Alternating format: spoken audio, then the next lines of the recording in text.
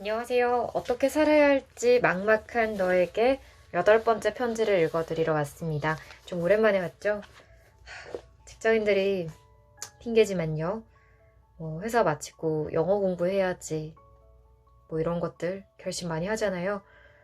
왜 실천이 힘든지 알 것 같더라고요. 하지만 핑계대지 않고 잘 해볼게요. 8번째 편지, 제목은 높은 경지를 추구하라. 높은 경지를 추구하고 눈앞의 현실보다 더 먼 곳을 바라본다면 그만큼 멀리 갈 수 있다는 걸 기억하렴. 멍화에게 오늘은 지난번에 급히 다른 일을 처리하느라 편지에 쓰지 못한 이야기를 마저 하려고 해. 지난번에 사람이 큰 그림을 그릴 수 있으면 더 많은 기회를 발견하고 강한 영향력을 미칠 수 있다고 이야기했었지? 그럼 오늘은 인생의 경지에 대해 이야기해보자꾸나. 경지라는 단어는 불교에서 유래했어. 멀리 보고 꿰뚫어 볼 수 있는 능력을 의미한단다. 불교에서는 우주가 수많은 층으로 이루어져 있어서 높은 곳도 있고 낮은 곳도 있다고 말해. 이 추상적인 개념의 이해를 돕기 위해 고대 중국의 이야기 하나를 들려주마. 혹시 역사 시간에 진시황의 중국 통일에 대해 배웠는지 모르겠구나. 아마 배웠더라도 선생님께서 통일 과정을 자세히 설명해 주시진 않았을 거라 생각한다. 중국에서는 이 시기의 역사를 비교적 심도 있게 다룬단다. 진나라가 6나라를 통일한 이야기를 하려면 그 전에 일어난 상앙변법에 대해 먼저 알아야 돼. 진나라는 중국 서부에 위치한 나라였어. 미국으로 치면 중서부 지역에 해당하지. 경제적으로나 문학적으로 발달한 곳은 아니었기 때문에 그런 지역에서 중국 전체를 통일하는 건 굉장히 어려운 일이었어. 실제로 당시 진나라는 주변 국들로부터 자주 멸시와 괴롭힘을 당했단다. 다행히 진나라의 군주였던 진효공은 뛰어난 재능과 원대한 지략을 가진 사람이었어. 그는 나라를 부강하게 만들기 위해 천하의 인재들을 진나라로 불러 모았지. 상앙이라는 사람도 그중 하나였어. 상앙은 능력이 뛰어난 인물이었고 진나라를 개혁해 훗날 중국 통일의 기반을 마련했단다. 그런데 근래 들어 지금까지 위대한 개혁가로 알려졌던 상앙이 재평가되고 있어. 진나라가 중국을 통일하기는 했지만 그의 무리한 개혁이 부작용을 낳아서 15년 만에 멸망하게 되었다는 거야. 하지만 이건 사람들의 오해야. 왜냐하면 무리하게 추진한 건 상앙의 뜻이 아니라 진효공의 선택이었거든. 사기에 이와 관련된 구체적인 내용이 묘사되어 있단다. 상앙은 진효공에게 총 3번의 유세, 즉 유세란 당시의 구직활동과 같은 것으로 이해하면 좋겠구나. 그의 목적은 내각 수상에 해당하는 자리에 오르는 것이었어. 즉, 이 3번의 유세를 했단다. 그는 매번 진효공의 총애를 받는 경감이라는 신하를 통해서 진효공을 만날 수 있었어. 첫 번째 만남에서 상앙은 중국 상고시대의 황제인 요순우탕의 제도 정치에 관한 이야기를 했어. 그들이 통치하던 시대는 천하가 태평하고 백성들이 근심 걱정 없이 편안하게 살았다고 해서 수많은 훗날의 군주와 지식인들이 동경하는 황금시대의 본보기가 되었단다. 그런데 진효공은 상황의 이야기에 관심을 보이지 않았고 급기에는 잠들고야 말았지. 나중에 상황이 자리를 떠나자 진효공은 경감에게 상황이 너무 우쭐댄다면서 화를 냈어. 경감에게 이 말을 전해들은 상황은 굴하지 않고 다시 한번 진효공을 만날 기회를 청했단다. 5일 후 경감이 2번째 자리를 마련하자 이번에는 주문왕과 무왕의 왕도 정치에 관한 이야기를 했어. 그들의 업적은 그저 전설로만 전해져 내려오는 상고시대 군주들의 이야기보다 훨씬 더 실질적이고 구체적이란다. 진효공은 약간 관심을 보였지만 이야기 상대로 괜찮다고 여길 뿐 그를 기용할 생각은 없었어. 경감이 진효공의 뜻을 전하자 상황이 말했어. 이번에야말로 무슨 이야기를 해야 할지 확실히 알았으니 다시 한 번만 기회를 만들어 주게. 3번째 만남에서 상황은 패도 정치와 오패에 관한 이야기를 했어. 오패란 춘추시대의 제후 가운데 폐업을 이룬 5 군주를 의미해. 이해가 잘 안 된다면 엘리자베스 1세나 루이 16세와 같은 인물을 떠올리면 된단다. 진효공은 상황의 이야기를 흥미롭게 들었어. 얼마나 재미가 있었는지 몸이 점점 상황 쪽으로 기울어지다가 하마터면 고꾸러질 뻔했지 뭐야. 그날 이후 진효공은 상황을 수시로 불러 그의 의견을 물었고 결국 상황 변법을 실시하기로 결정했어. 이를 처음 알게 된 경감이 상황에게 물었단다. 처음부터 대왕이 마음이 부국 강병과 패권에 있다는 걸 알면서 왜 제 돈이 왕돈이 하는 이야기를 한 겐가? 상황이 대답했어. 만약 대왕의 경지가 높고 큰 뜻을 품고 계신데 처음부터 패도에 관한 이야기를 꺼내면 본인을 경시한다 생각하실까봐 그리 했네. 진효공은 상황에게 공리적인 색채가 아주 강한 법률을 제정하도록 하고 이러한 법률을 정치와 군사의 도구로 사용했어. 이는 짧은 시간에 큰 효과를 받고 얼마 후 진나라가 중국을 통일하는 결정적인 요소가 되었단다. 상황은 이런 정책의 부작용을 예상하고 있었어. 그래서 이렇게 말했지. 이렇게 무리하게 진행하면 진나라의 국군은 과거 상나라와 주나라를 뛰어넘을 수 없을 것입니다. 상황이 예상한 것처럼 진나라는 중국을 통일하고 얼마 되지 않아 멸망하고 말았어.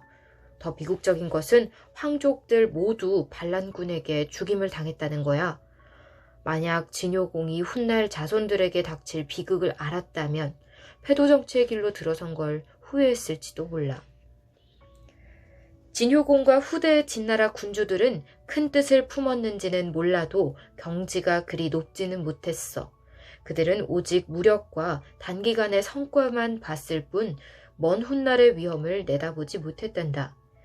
통일 방안에 대해 이야기할 때 상황은 제도, 왕도, 패도의 길을 모두 이야기했으나 진효공의 반응은 각기 달랐어. 그는 결국 가장 효과가 빠르지만 위험한 방법을 선택했고 이 선택이 진나라를 막다른 길로 치닫게 한 거지. 진효공은 죽고 뼈아픈 교훈을 남겼지만 여전히 세상에는 인생을 멀리 보지 못하고 장기적인 이익보다 눈앞의 이익만 생각하는 사람들이 많단다. 누군가는 이렇게 말할 수도 있어. 어떤 나라든 발전하려면 먼저 부국강병을 이뤄야 하는데 제도와 왕도를 운운하는 것은 현실적이지 않나요? 비현실적이지 않나요? 먼저 단기적인 이익과 관련된 문제를 해결해야 돈과 자원이 생기고 이로써 인생을 더 멀리 볼 수 있는 힘이 생긴다는 것도 말이 맞아. 하지만 사람이 단기적인 이익에만 익숙해지면 경지를 높이지 못하고 영원히 더 높은 경지를 바라볼 수 없게 된단다. 진효공과 달리 세상에는 더 높은 경지를 추구했던 군주들이 있어. 프랑스의 나폴레옹과 미국 건국의 아버지인 미국의 독립전쟁과 관련된 미국 역사 초기 5명의 대통령 포함 미국 독립선언에 참여한 정치인들을 일컫는 미국 건국의 아버지가 바로 그렇단다. 미국 건국의 아버지에 대해서는 역사 시간에 많이 배웠을 테니 자세한 설명하지 않으마. 그들은 무력이 아닌 타협과 담판으로 신대륙의 영구한 생존과 발전을 도모했단다. 나폴레옹에 관해서는 조금 더 자세히 이야기해보자면 나폴레옹이 일생 동안 가장 많이 정력을 쏟아붓고 자랑스러워한 것은 어떤 전쟁에서의 승리가 아니라 나폴레옹 법전을 제정한 것이란다. 사람들은 나폴레옹 하면 뛰어난 군사력을 떠올리지만 사실 그는 법률에 정통했고 그것의 중요성을 알고 있었어. 그래서 나폴레옹 법전 편찬위원회를 구성하고 직접 법전 제정에 참여했단다. 법전을 편찬하는 동안 참의원회는 총 102회 토론이 열렸는데 나폴레옹은 의장 자격으로 그중 97회의 회의에 참석해 법전 제정을 꼼꼼히 심사했다고 해. 그는 회의를 하는 동안 다양한 경전의 문구를 인용하며 끊임없이 발언해 저명한 법학 전문가들을 경탄하게 만들었지. 법전은 결국 입법에 통과해 공식 공표되고 실시되었단다.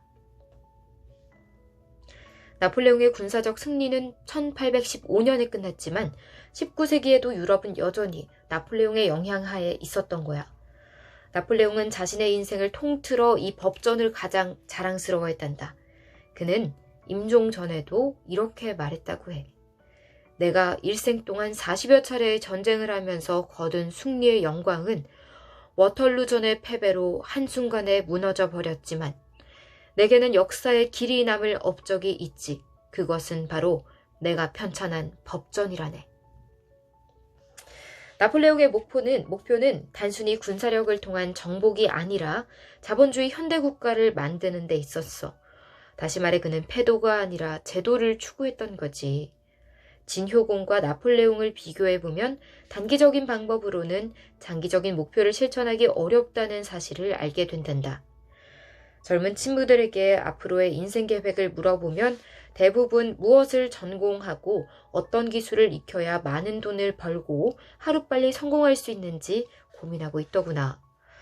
심지어 많은 젊은이들이 30살 이전에 경제적 자유를 얻고 싶어 하는데 그들의 꿈은 너무나 비현실적이야.